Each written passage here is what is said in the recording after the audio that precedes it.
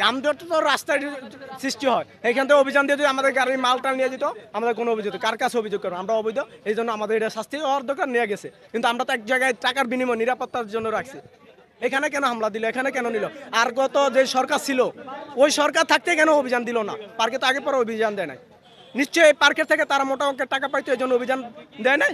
আর এখন তাদের পকেটে টাকা ঢুকানোর বিধায় তারা অভিযান দিছে। এটা যে সিটি কর্পোরেশন লোক, আগে পরে যে সরকার ছিল ওরা তো অভিযান দেয় না, আগে কখনো অভিযান দেয় নাই। নিশ্চয় তারা টাকা খায় অভিযান দিত না, এখন টাকা পায় না বিধায় অভিযান দিছে। এই মুহূর্তে কি আমাদের তো ক্ষয়ক্ষতি যা হয়েছে, পার্ক যারা যাদের কাছে রেখে গেছি, যারা কর্তৃপক্ষ ছিল, তারা আমাদের ক্ষয়ক্ষতির পূরণ দিয়ে দিবে, আমরা যাবো, আর কোনো অভিযোগ নেই।